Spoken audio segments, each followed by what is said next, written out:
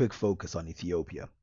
So, when we're focusing on Ethiopia, we might focus at the time of Azana, we might focus at the time of the Muslims, the Christians, or even we focus at the breakaway of the Somalians or their invasion of the Arabs. But the best thing to do is always to look back. And obviously, if we look back and we separate Punt from what we're talking about, so without the context of the ancient Egyptians yet, we start off with a nation that is clear, free, and without too much influence. Now, of course, East Africa has always had an influence going up and down, as we can see, cattle and all this other stuff that rises east and west, showing that there was some kind of movement, and no matter how you cut it, that movement spread throughout Africa. And so, if we boil it down to a couple points, we can say Africa or Ethiopia is the gateway between Arabia and the gateway between Africa, in the same way that Egypt is the gateway between Arabia and Africa, and there was a back and forth between these regions. But these four places, Egypt, Sudan, Chad, and the Yemenite areas, including the southern parts of Africa, meaning the places of Mozambique. Those are not Yemenite areas, but those areas with pygmies and stuff like that, they are all part of a giant circle that surrounds Egypt. And the reason why this is important is because artifacts have been found from all of these places within Ethiopia, and then items have been found without Ethiopia, meaning items that begin in Ethiopia and end up somewhere else. For example, if we now make the connection, we go back a couple thousand years, so we're in the BC period before we see anything of Azana or any Aksumite kingdom. We see glass in Ethiopia. Where does the glass come from? Well, Egypt. It's identical to Egyptian glass. But we also see that we have something called Sudanese. Now, it doesn't necessarily mean it comes from Sudan, but we have Sudanese styled beads and Sudanese styled tips of shells outside of Africa, meaning that we have these shells that sort of look Sudanese, but they're outside of Africa, meaning that they were either exported or taken there by Africans. And this is somewhere in the 2000s to 1000 BC. So this is a very, very long time ago. Now, people forget that dynastic Egypt, if you break it down, was very aware of these regions, and it's very important to know how deep that makes the cut. Like, it's not a small thing. So let's look at one of the locations. Oh yeah, before we do that, remember Hatshepsut is one of those who took a trip down, but she was not the only one. There's several pharaohs and non-pharaohs that took trips down there, and we know this because several locations within Ethiopia we found fragments of stuff, and even now it's believed that there's decayed civilizations. In other words, there was some civilizations in Ethiopia which just went away, which we do not know where they went to, and maybe they were using less sophisticated stuff than brick, but they would still be considered sophisticated in the sense that they were trading with major powers around the world. A pair of fragments of glass vessels were found in the lowest layers of Aeolus, which are similar to the specimens from the 18th dynasty of Egypt. One very specialized important vessel discovered at the site was a Menes flask. It was stamped with a design showing the Egyptian Saint Menes between two kneeling camels. Such vessels are supposed to have held water from a spring near the saint's tomb in Egypt, and this particular one may have been brought to Adelus by a pilgrim. So there we have some real evidence, and of course the 18th dynasty is still, true Egypt. It's not very far away from the real Egypt. So to see that in there should be very inspiring in that we're on the right track. Now remember, Nubia is right there, and Nubia itself created glass. And we can see in this the location of the Hellenistic trash dump identified in an earlier season was explored further in a directly adjacent trench. Pottery was found in an absence, as were all categories of finds expected from a domestic refuse dump. The ceramic, including a few stamped amphora handles, were dated to the 3rd to 2nd century BC. Tumor in Zyke. The Hellenistic rubbish yielded some perforative mollusk shell beads. A hole was cut in 2 Cypria amaryllis and in 9 marginella. The latter specimens have been found in Meroitic tombs 192 at Sedinga, Nubia. Additionally, in 2 Conus textile in Covarius and in 1 Melia, a hole was drilled through the place where the apex had been removed. A small ostrich eggshell bead is unusual in its square disc shape, usually ostrich eggshell beads. So you can see here that, in multiple places, we see that Nubia contributes to the making of glass and certain things that make it outside of Nubia and inside Nubia. And of course, it's possible that the ones that people are saying are from Egypt are actually from Nubia, but because they were so similar to the ones in Egypt, they say that it's Egypt, and I believe it. But I just want to make people aware that there is a chance of thingy. And remember, Nubia is closely related to Ethiopia. I mean, travel wise. So we've discussed how Egypt actually accessed and influenced this place, and of course we have writing that talks about this, and we have physical evidence that talks about this, and things in Egypt that talk about this. But that's not the direction we're taking. The direction we're taking is, how does Ethiopia carve a unique identity with so much influence coming from all sides?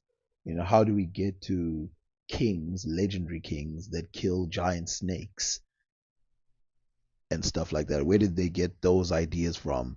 How do we go from what they had in ancient Egypt to traditional witch doctors that we see, well, traditional healers and traditional doctors that we see all over Africa?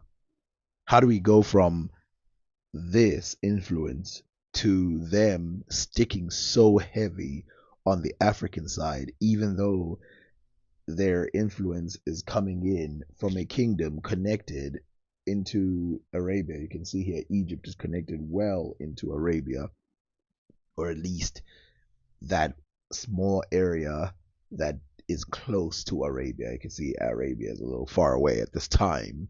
It's not fair to call it Arabia at this time. But the Syrian, the sort of Israeli times. So you can see Egypt traveling throughout this whole place. And of course, I've shown you writings about how they talk about how Ethiopians made their way all the way past. And if you see the type of influence they have, why wouldn't they? Why wouldn't Ethiopians have made it all the way there when they have easy access and they have other kingdoms that could help facilitate that type of movement? Well, before we carry on with that, let's talk about the dates, right? 1550 BC. This is very close to the date of the kingdom of Damat, or Daamat. It depends how you want to pronounce it.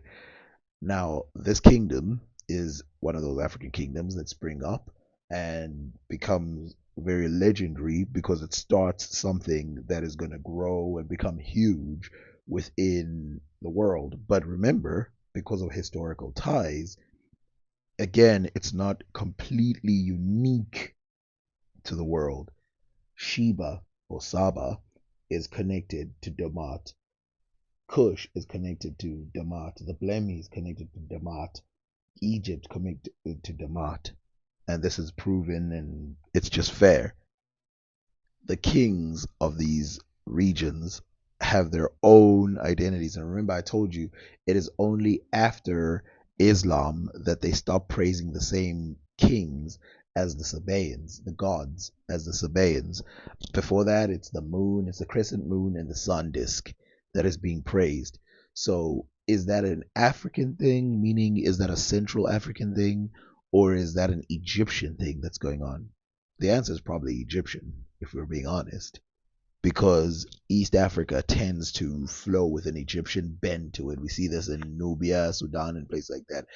If you look other places in Africa, they tend to be a little different. I'm not saying they're not the same in complete origin, but in terms of like direct connection, usually the people in Africa proper or Africa, Central Africa, and places like that, they're way different in some senses if you compare it in this sense. Now, looking at the people who were in charge during this time that we find these glass beads, we can see why it would have firstly expanded this far, but also why it would have made such an impact to those regions in a sophisticated way. We talk about glass. Remember, people used to not know that glass existed that far back in the past. Today, they're looking at it like an obvious, like a given. Oh, yeah, glass invented in ancient Egypt and passed to Sumeria and passed to Nubia, then passed to Ethiopia and blah, blah, blah. So deep Africa had glass before, Europe had glass, before any of these places had glass. And of course, the Ethiopians passed it on to the southern regions. Now, that's a speculation. We don't have full evidence of that, but we do know that it's probably what happened. Now, what they did with it, that's anybody else's guess. There is another website that I should probably share that shows details of people who moved into Elephantine, a region in um, Upper Egypt, and a lot of them are from as far away as Ethiopia, but that's a video for another day. So let's talk about why don't we find this level of sophistication at this time of images. We can just bring it up and go, look at this Ethiopian at this time. Well, probably a lot of reasons for that, but when it comes to heartlands, and I want to talk about this a lot, heartlands. If you look at Elam, you look at all of these other places that surround Sumeria, Sumeria is the peak of that area. Even though they're surrounded by a bunch of civilizations, Sumeria is the peak of it. And so not everything that you find in Sumeria you're going to find in the surrounding lands. In fact, you know, in history, it's thought that, okay, so let's look back a little bit. It's thought that in history, right, there's about 4 or 5 locations that derive civilization for themselves. 2 in America, 1 in Africa, which is Egypt, which is Egyptian like. They don't say it's Egypt, it's like somewhere in East Africa. And then there's the Middle Eastern one, Sumeria. Then there's China, and then the Indus Valley. Given how close they are to each other, to say that the Indus Valley and Sumeria independently grew from each other means that it's possible that Ethiopia and Egypt, though close to each other, independently grew from each other, even though there was trade between the two places. Because again, you can be very close to each other, but barely knowledgeable of each other. I'm going to try to avoid reading long things, but of course, we have evidence of pharaohs writing that when they found these black pygmies and stuff like that, they called these places. And this is what I love about Egypt, that in history they use words that they don't even realize is going to be used in the future. They call these places homelands. They're homelands. We found a pygmy in our homeland, and they say like punt, and it's like, your homeland? What are you talking about? So, even though I'm saying doesn't mean it. It's still, there's enough evidence to say that they actually had a lot of access to each other. Maybe it wasn't control uh, up until a certain time, but they had access to each other, and that goes far back. Who knows how far away it goes? And remember, we have gap in evidence. When it comes down to like 3000 BC, we start to see, we actually do see that there's many places in Africa that contribute to that region that would eventually be, let's say 5000 BC to about 3000 BC. We see a lot of stuff in Africa generally contributing to what is going to eventually be ancient Egypt proper, the one that we all believe, the one with the glass and all of that other stuff. And so it's not impossible that actually those people played a gigantic role in that.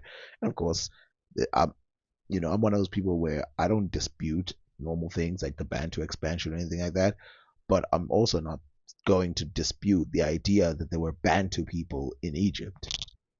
In fact, not only am I not going to dispute it, I'm going to tell you that there were Bantu people in Egypt, because of course we have the DNA for it that goes back quite a bit back, and we have Bantu DNA in North Africa from about 10,000 BC. You can look that up. I'm not trying to show you any of this stuff. We have evidence of Central African DNA, something that's common to Central African DNA in North Africa. So it was not out of our world for us to go to Egypt. But let's reverse. So, what's the similarities between the Central African Bantus and Ethiopia? Now, that connection seems like it's new, as some people say the Bantu expansion. But remember, the Bantu expansion, and this is why I don't dispute it, it was a major expansion. This does not mean that Bantu people didn't expand before that. But to deny it means that you're denying DNA, which shows that the type of black people that the people of Ethiopia are is very different. They're actually closer to something like Nubians and Egyptians genetically than they are to Bantu people. But you can't deny that DNA. That DNA is there. But Bantu people are more closely related to other Niger-like people, Niger Congolese people, and both of these groups are both distinct from pygmies and Khoisan peoples. Khoisan peoples we barely find in those upper regions. Now it doesn't mean we have zero. We barely find them, but we do find them, because remember, large movements are not the only movements that exist in history, and so you will have to check over and over again to make sure that you don't miss out smaller movements into certain regions that might lead to even backwalking of technologies, or even advanced through unadvanced. Now, I know what all of you are thinking. Isn't it cute how we just declare similarities with things without using real evidence? Isn't it cute how we just say, oh yeah, the Bantus, yeah, they surely had conversations with Ethiopians and Nubians and all these other people, but what evidence do they really have? Well, let's use deductive reasoning, or let's just use reasoning in general and common sense. The camel was discovered in one location. And again, anyone who's going to be like, oh, I've seen this before, close your ears. The camel was discovered in one place, and that place is thought to be Ethiopia. But we see it as early as it's invented in Chad. What this does is it means that there's a connection between Chad and Ethiopia, but the direction from Chad to Ethiopia does not have to be by desert. What does that mean? Well, that means that the connection between Ethiopia and Chad doesn't have to be mean camel.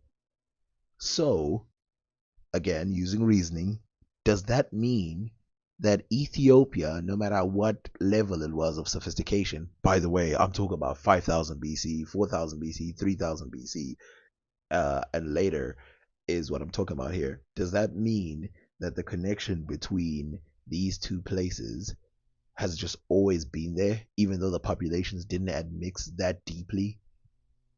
Has the connection always been there? Because again, if cattle starts somewhere in Africa and then it moves from one place down in the 10,000s to about 5000 BC, and it moves, It means that these people are in constant communication. And when we find evidence like this, we go, oh yeah, they were communicating by this time. But then I think some people mistake it in my videos and think I'm saying they communicate and then all of a sudden they just stop communicating with each other.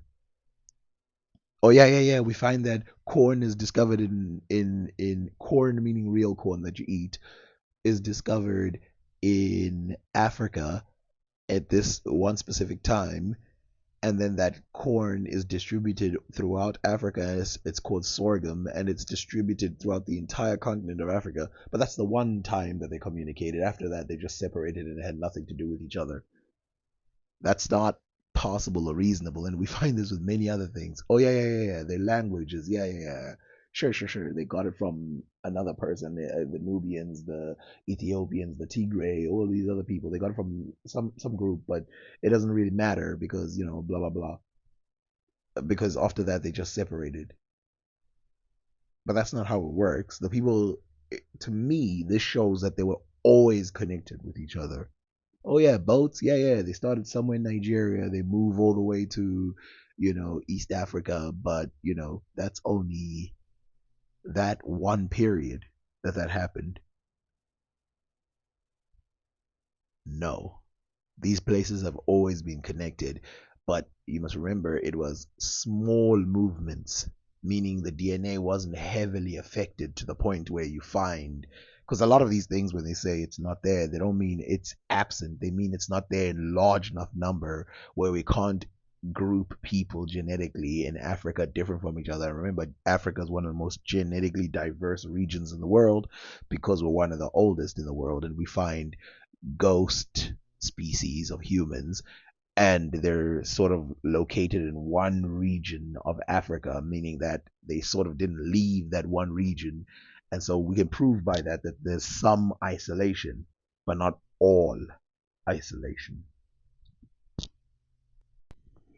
Okay, so the land of Punt might have been far away from Egypt, but it wasn't far away from the Sudanese areas, from all the kingdoms. And I'm talking about way back. I'm not just talking about Meroe. I'm not just talking about the kingdoms. I'm talking about they've always been connected to these regions. Nilotics. Remember, I told you before that we find DNA going back thousands of years that shows that the Ethiopian people are very connected to Nilotic people. And so their history is basically one and the same in a sense. And I think it's their proximity to Egypt that makes a huge difference in their history. And I'll say it again. I think it's their proximity to Egypt that makes the big difference. Why does that matter as a sentence? Well, it's that Arabia civilized everything. Arabia civilized Ethiopia. Arabia civilized Egypt. Arabia civilized Nubia. Well, if that's the case, why is it that the places that are close to Arabia but far away from Egypt have less civilization quicker than the places that are closer to Nubia, Egypt, those places? Why is that the case? Why is it the places that people are saying are very close to Arabia, and as a result, so I'll give an example.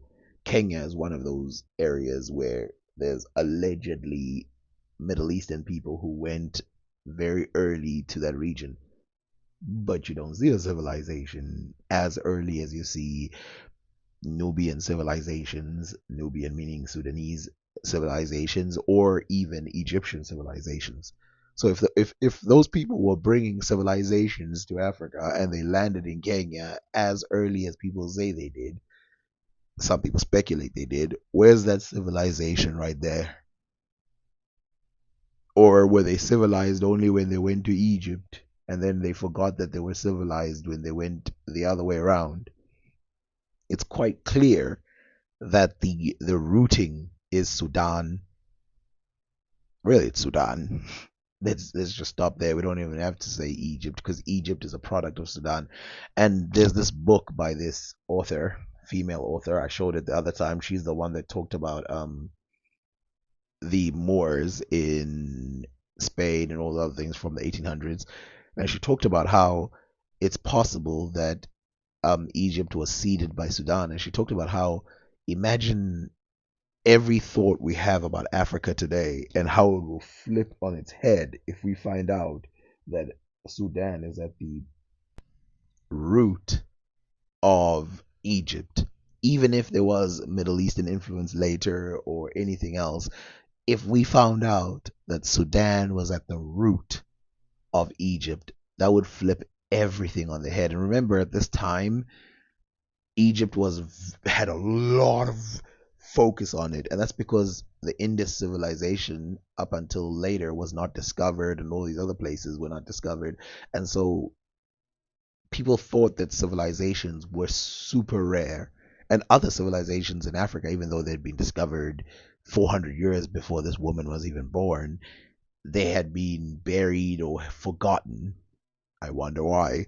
And so at that time, it was thought, God damn, there's this one civilization in Africa, and it seems like it's related to Sudan, and everyone's saying it at the time, and they're thinking, I wonder what this means. Now, prior to all these American times when people started talking about the black history of the Egyptians, there was something called a tropical dependency, an outline of the ancient history of the Western Sudan with an account of the modern settlement of northern Nigeria, Lugard Flora Louise Shaw. This is the woman I read the book about the basically all those things. Every information that we have now that's still available, people knew about them in the 1800s. The written. So in this book, she mentions Ibn Khaldun, she mentions all those things that I was talking about.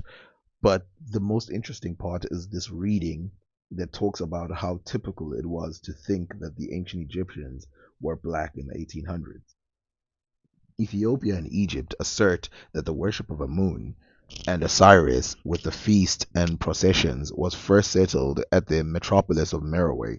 This remarkable spot is regarded by the ancients as a cradle of the arts and sciences, where hieroglyphic writing was discovered and where temples and pyramids had already sprung up while Egypt still remained ignorant of their existence. From this temple, the worship of Amun and his attendant gods would seem to have spread to Egypt, and through the oasis of Siwa to Carthage and the Mediterranean coast. The carvings of the monuments of Meroe show a people in possession of the arts and luxuries of civilization and having some knowledge of science. On the base of one of the monuments, a zodiac has been found, and in the more northerly monuments of Nubia, which portray the conquest of Meroe by Ramses the Great of Egypt at the much later date, the conquered nation is shown as being not only rich, civilized, and important, but also possessing tributary states, presumably in Central Africa, whence came giraffes and other Central African produce. We learn from the same monuments that the women of Meroe were frequently armed and appeared to live on equal terms with men. They are constantly portrayed as queens. The empire of Meroe had its settled constituent constitution and its laws. It was composed of many little states, but the whole were apparently governed by a priest caste, and the portraits of the priests frequently repeated upon the monuments show them as tall and slender, with handsome profile, red brown in color, and with hair indifferently straight or curled. The general population are believed to have been of the black and straight-haired Nubian race. Here is the conclusion drawn by a competent German critic nearly 100 years ago from the discoveries made by Gao Champollion and others in Nubia and Ethiopia. Stupendous, numerous, and primeval monuments proclaim so loudly a civilization contemporary to earlier than Egypt, that it may be conjectured with the greatest confidence that the arts, science, and religion descend from Nubia to the lower country of Mizraim, that civilization descends the Nile, built Memphis and finally something later, wrested by the colonization of the delta from the sea.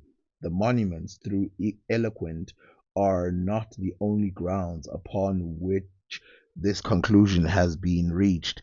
The fame of the Ethiopians was widespread in ancient history. Herodotus describes them as the tallest, the most beautiful, and long lived of the human race. And before Herodotus, Homer, in even more flattering language, describes them as the most just of man, the favorites of the gods. The annals of all the great early nations of Asia Minor are full of them. The Mosaic records allude to them frequently, but while they are described as the most powerful, the most just, and the most beautiful of the human races, they are constantly spoken of as black, and there seems to be no other conclusion to be drawn than that at the remote period of history, the leading race of the Western world was a black race. When we reflect that this black race flourished within the very latitudes of Africa, which European nations are now engaged in opening to modern civilization, a great interest is added to the study of their possible descendants. The people of Ethiopia colonized to the north and west. Amongst their colonies to the north, one of the most important was Thebes. Thebes and Meroe together founded the colony of Ammonium in the western desert, and through Thebes the religion of Meroe was carried into Lower Egypt. It was at a much later period, about 1500 BCE, that Egypt returned upon Meroe and conquered it. In the ancient world was as in ours, commerce and religion were constantly associated. The roots of pilgrimage were also the roots of trade. And with the help of the magnificent remains which have from time to time been discovered in the southern regions watered by the Nile and its tributary streams, it has been found possible to re-establish some of the great trade routes which were used by Meroe in the days of her prosperity. In briefly indicating them, I follow the accounts given by Heron in his historical researches. There can be no doubt that from a very early period, maritime commerce existed between India and Arabia and the East African coasts. Probably at an even earlier period, Chinese navigators frequented the shores of Africa. Marmo writings of the east coast of Africa in the 16th century says there was a time when the Chinese navigated these shores as freely as the Portuguese now do, and his statements obtains some modern corroboration from. Now, if you know anything about my video, you will know that I've been saying these same things in almost the same order as these people are saying them, connecting Mizraim, Egypt, Sudan, Ethiopia, and then some other Arabian places, and of course Central Africa as they roll over there. Imagine using all the evidence they had back then. And remember, these people were not pro black people, the people of the 1800s. They were actually pro white, to be honest. But you see how they surprised, where they're like, man, if we look at all the evidence and we look at all the people who study Egypt, it's quite obvious that Sudan seems to be the heartland.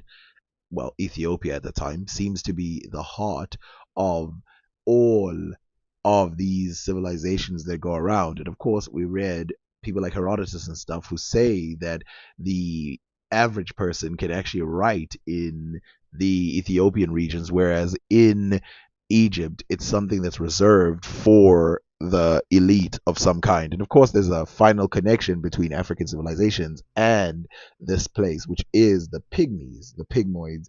And you see that the Pygmies are connected to Central Africa. And so when Egypt says that they found Pygmies in Ethiopia and other places, when we check, most Pygmies are related to Central Africa. And so, in order for there to be Pygmies in Ethiopia, black Pygmies, as they've said, in Ethiopia, they must have traveled and must have been a Central African people who moved from one place to another. Is it not strange? Is it not funny? Is it not whatever word you want to use that the people of the 1800s look at the documents and come to the same conclusions as so-called Afrocentrists or so-called African historian focused groups? Is it not funny that they come to the exact same conclusion by reading books and stuff like that, and their quote unquote bias is different